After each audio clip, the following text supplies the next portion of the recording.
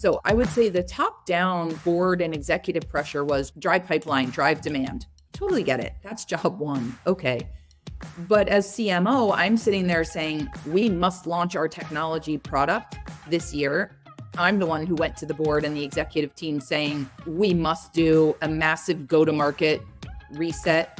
And it has to be centered around us launching our technology product to market. And so, I mean, that was self-inflicted, but it was absolutely the right thing to do.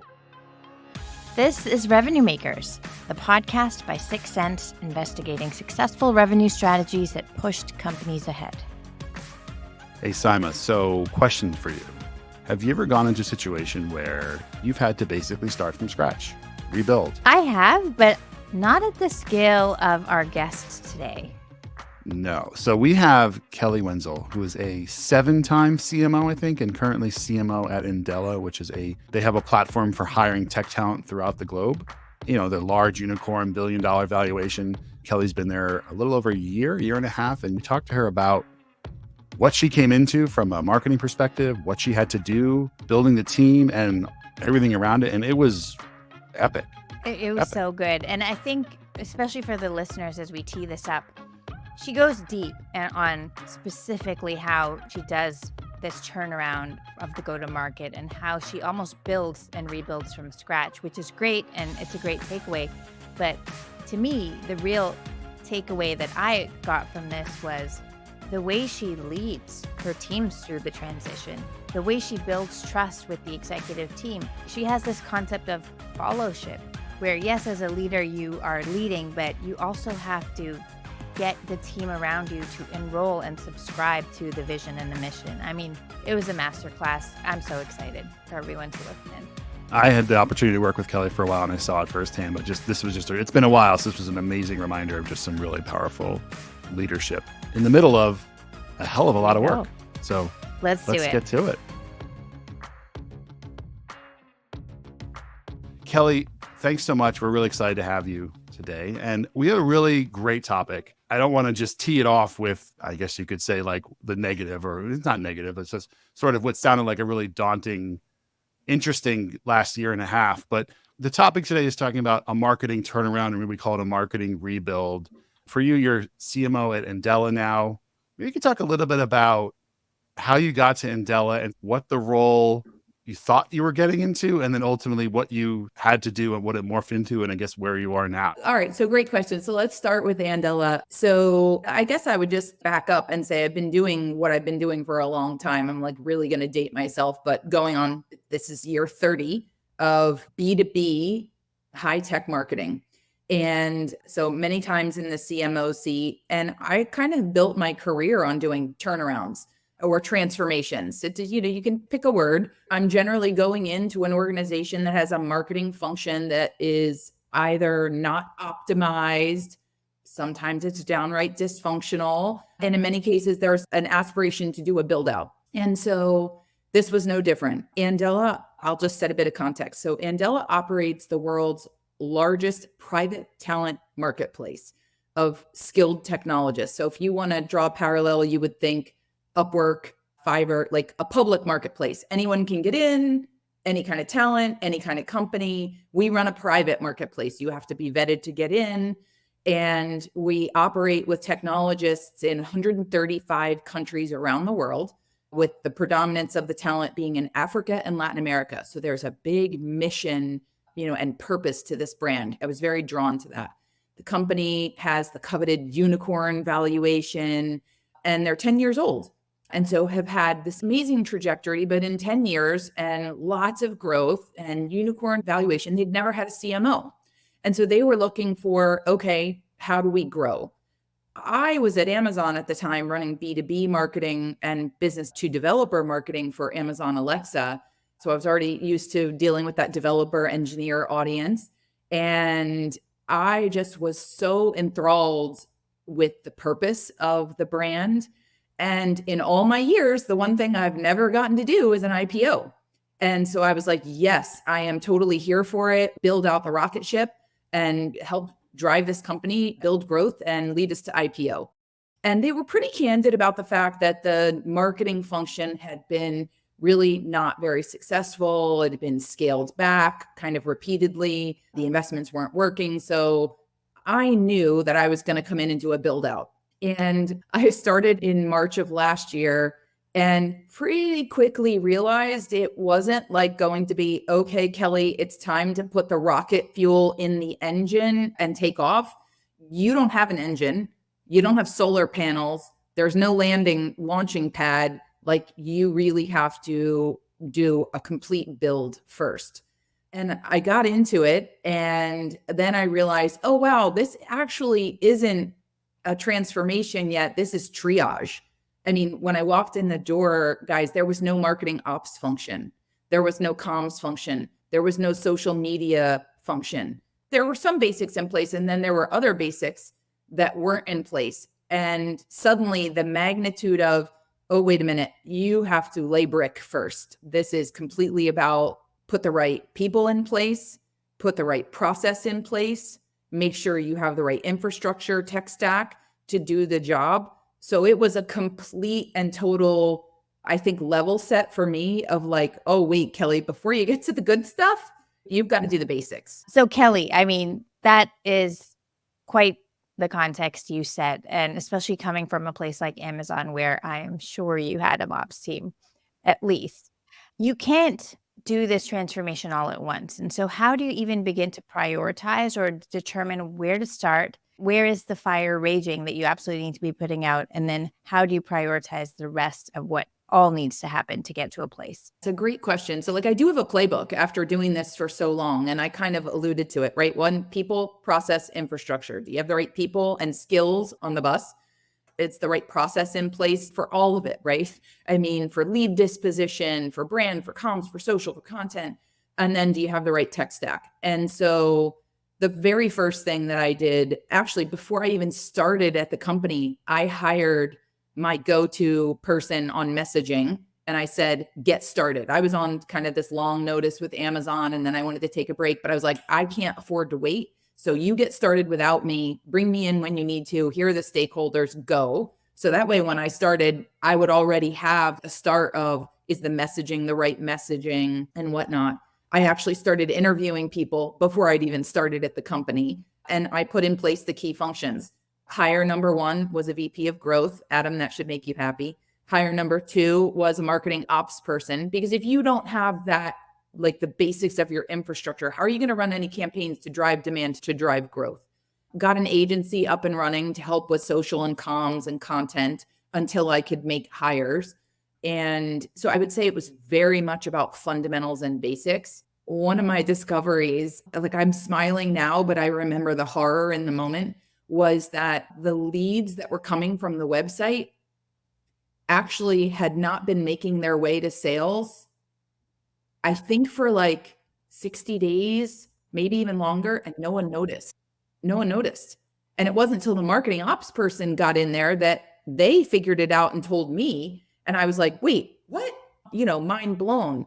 And then that really hit me. Okay, wait a minute. We've got a bigger problem, that we have a non-functional website. The plumbing wasn't even working. And so while on one thread, I have, let's work on messaging and packaging, and do we have the right value proposition codified and being told in market? At the same time, I'm like, okay, now we need to go rebuild a website. And my instruction to the team was, get a website live in 90 days. You have 90 days to do it. So scope accordingly, and let's get live whatever we can get live. And I will tell you, I wasn't super proud of the site.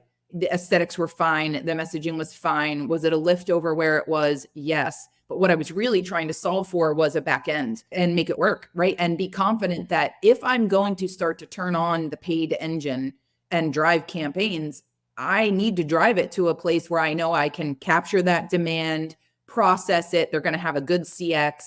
And I couldn't even do that in place. So then I'm, on the one hand, telling management, I know I said I'm here to drive growth, but I can't actually start running campaigns yet. And here's why. And then in parallel with that, I learned that the previous regime was like, you know what? We just give all the leads to sales. Just give it all to us. We will follow up on everything. there was no lead scoring. There was no stage definitions, right? And so what that actually meant, I'm sure you guys are nodding and smiling, and most of your listeners will know what was the effect of that. The give us everything meant they followed up on nothing. Well, that's why when they weren't getting leads for 6 months, they didn't even realize, because it's not like they were doing anything with it. But even prior, when they were getting leads, they were not great leads. There was no intent. There was no behavior signals. It was just tire kicker. Someone spent time. Maybe they filled out a form. Hey, you're ready for sales. We all know better. And so we had to like claw that back as well. And so there were all these gating factors of laying that foundation in place. Like, you can't have running water yet, guys. I'm still laying the pipe and the plumbing. We actually had to partner with the sales team to say, because of course I can't do this in a vacuum. You would never. Okay, what are all the sales stages? What are the entry and exit criteria? How are we going to do lead scoring? Wait, what's the ICP? Are we aligned on it? So when I talk about basics, it was basics on truly every single dimension, right? People and roles, skills. We repatriated people on the team. Yes, we did top grading. Yes, we brought in new people. We didn't quite double the team in a year, but we came close. I think I made 9 hires in 9 months, which that's pretty impressive, I think, to be able to grow that quickly. You know, I started in March and we turned on our campaign engine at the end of August. A website did go live in less than 90 days, but then we had all the funnel stages and the instrumentation to make sure that we were aligned between Marketo and Salesforce. And so there were just all these gating factors. And I will just say it was an exhausting first 6 months. I mean, maybe an exhausting first year. It was really tiring. I'm sure that the leadership team was like, hey, sure, let us know. And there was no pressure to do anything. And there was probably nothing going on in the business either that you needed to actually work on. Let's flip that question around. What was going on in the business? I'm sure there was TikTok in terms of any number of initiatives that you had to get to. Yeah. So one, the business climate, if you've been paying attention, especially in tech, and that is what we do, is tech hiring. Tech hiring didn't have a great 2023. People were doing layoffs. Things were very tentative. So we're also selling into economic headwinds, which was really challenging. And then this is a business that had a technology platform that they had not really done a great job of launching out to market. So I would say the top-down board and executive pressure was drive pipeline, drive demand. Totally get it. That's job one. Okay. But as CMO, I'm sitting there saying, and we have a differentiator here in our talent cloud, our product, that hasn't even been taken to market. We haven't packaged it properly. And so I enforced my own deadline, if you will, of saying we must launch our technology product this year. And so that became horizon number 2. Horizon number 1 was get the website live. Horizon number 2 was get the campaign engine going. Horizon number 3 was launch our talent cloud, our platform, out to market. And that meant an entirely different work stream on the product didn't even exist as a packaged entity. So there's product packaging, positioning, marketecture, messaging, right? That whole thing. So in a way, you could argue that was self-inflicted because I'm the one who went to the board and the executive team saying, we must do a massive go-to-market reset. And it has to be centered around us launching our technology product to market. And so, I mean, that was self-inflicted, but it was absolutely the right thing to do. One of the things that I was unpleasantly surprised by was how long everything took. I'm used to, Adam, you know, because we've worked together in the past, I'm a pretty impatient leader, really high bar, get shit done, make it happen, deliver results, points on the board. And I kind of a little bit maybe had the hubris from past experience that says, if you build it, they will come. And you do a good job and you turn on campaigns and you get your messaging down and you run good campaigns, it's going to happen. And we turned on the spigot and it was slow, really slow.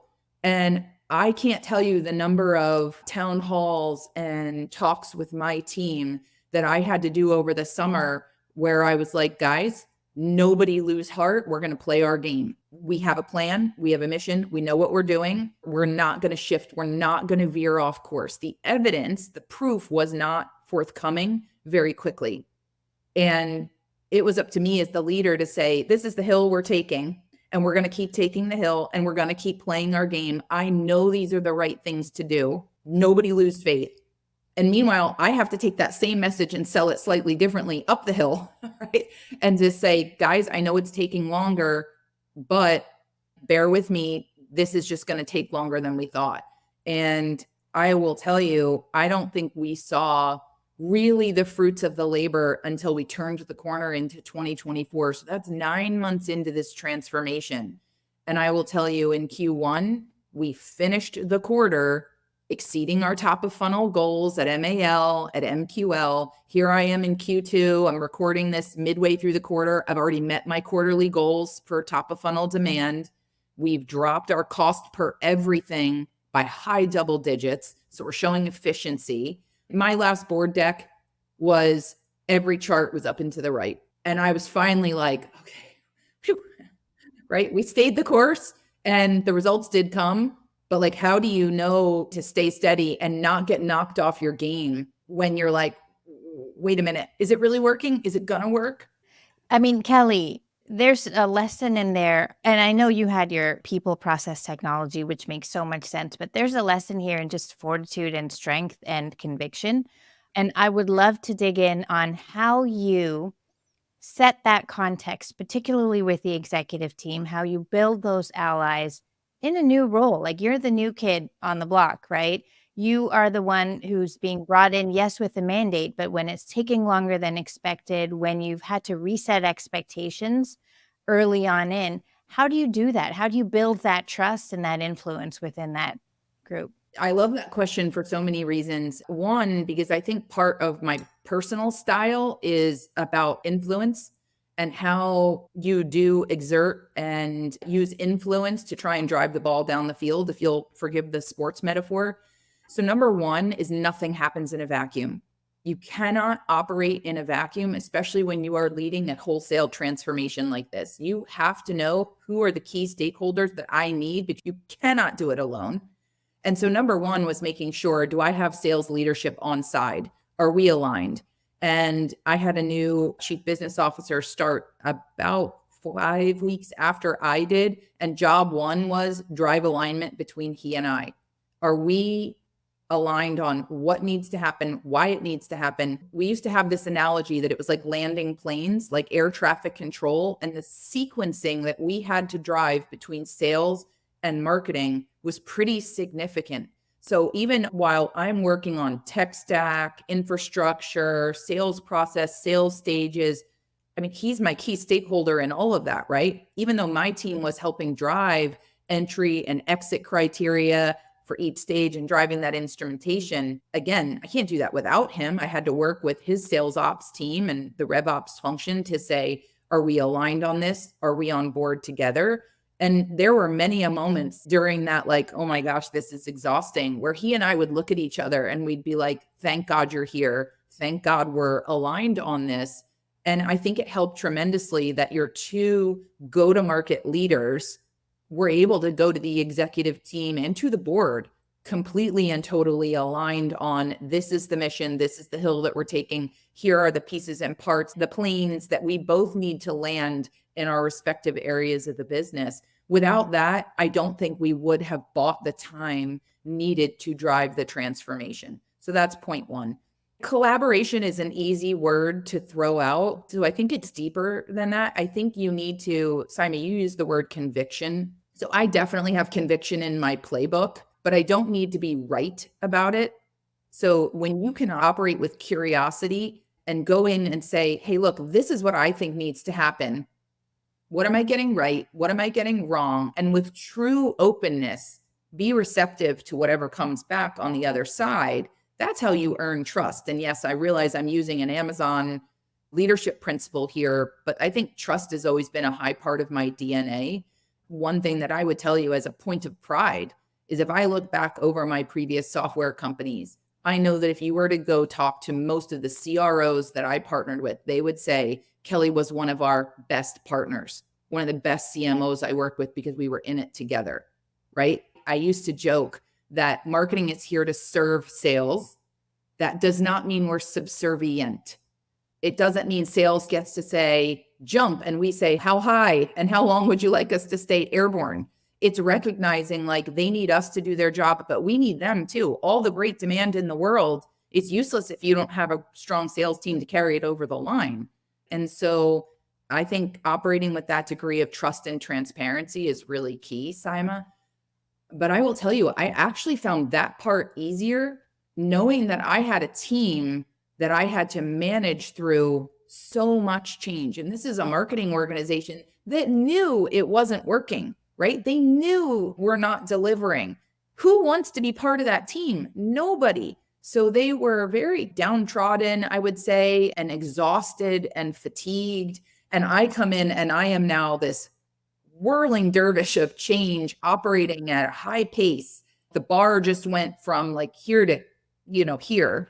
And there's very little tolerance for anything below that bar. And it's suddenly like, okay, lean in, step up, or you can decide to step out. That's fine too.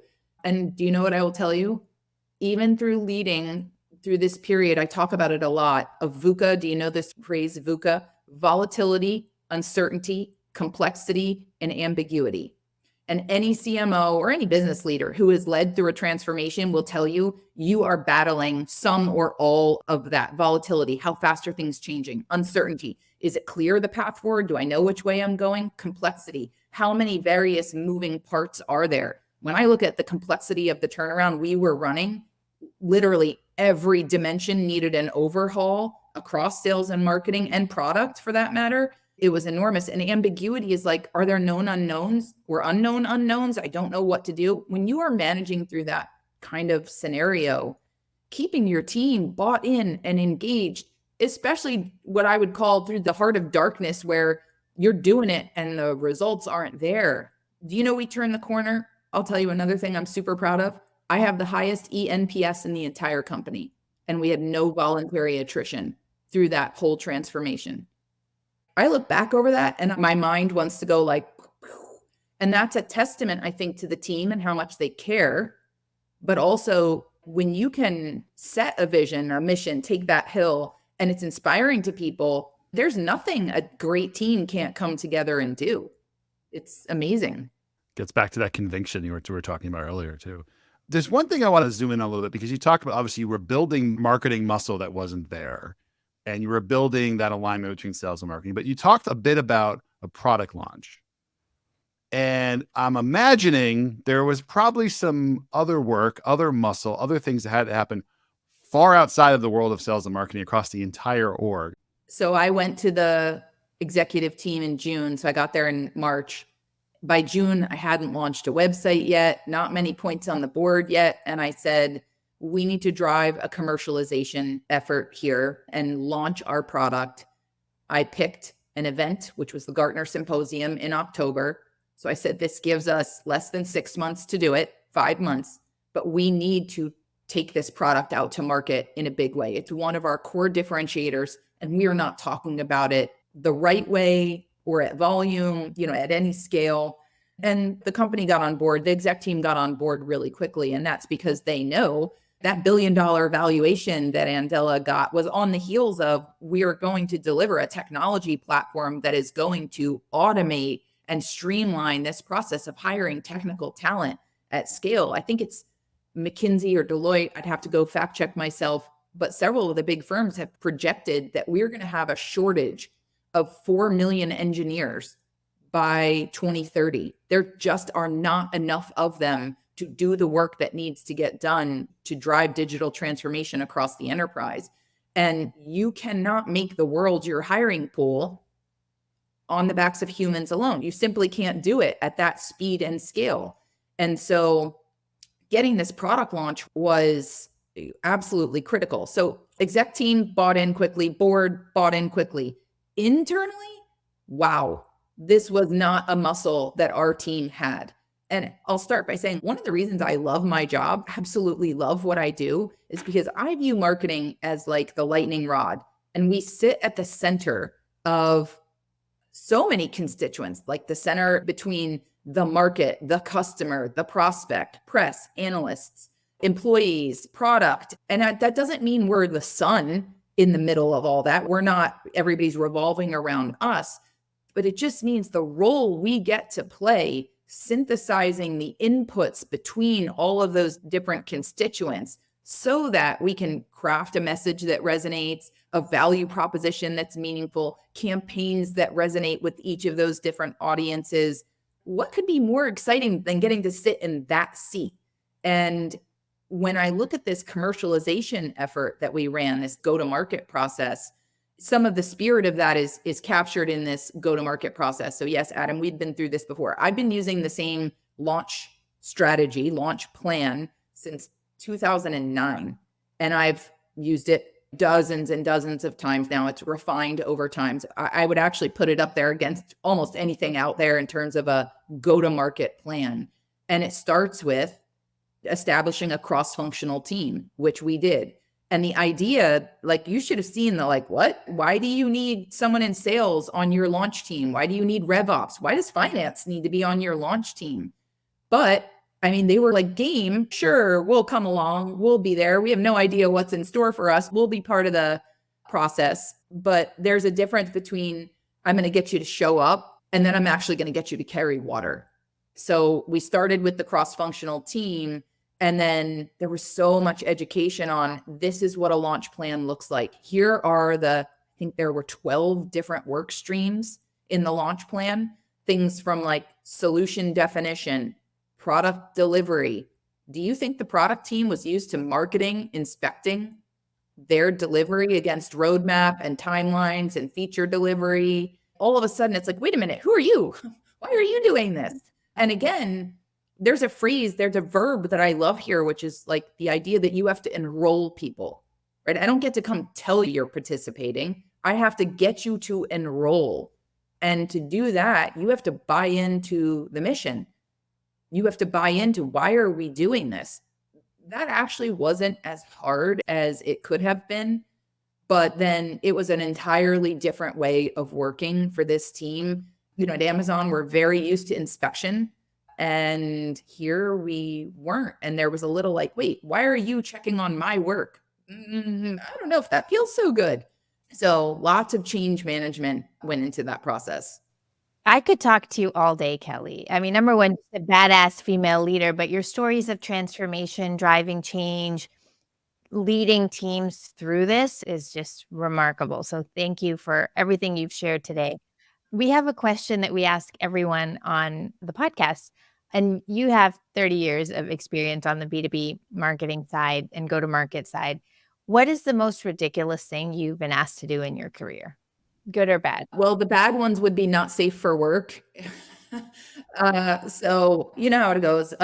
Woman coming up in tech at certain stages, that wasn't always easy. So let's not go there. I think the most ridiculous in a good way would be getting to lead the project at Amazon that put Alexa on the Artemis 1 mission.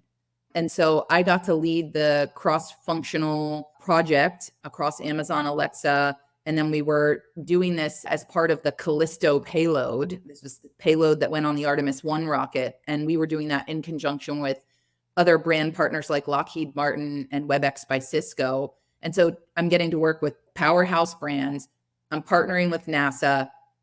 I was working in mission control for the better part of a year, going down to Johnson Space Center to get to be at Cape Canaveral when the rocket finally, after 2 failed attempts on attempt 3, when it finally launched, was just amazing. To get to be part of that history was so incredible. At one point, I was kind of geeking out about it. I mean, I had young kids and my son is a little bit of a space nerd, and they could tell I was really into it. So they walked me through mission control and they take me into this like broom closet. I kid you not. And in the broom closet, they showed me the vacuum tubes where the little messages would go from mission control and wherever they went across the building. And I got to see the dusty old vacuum tubes and the switchboard that decided which tube went where. It was just to see like the original mission control completely refurbished. And then probably like my cool mom moment was I got to take my family to Johnson Space Center, and we were in the mission control, my kids, my husband, when the rocket splashed down.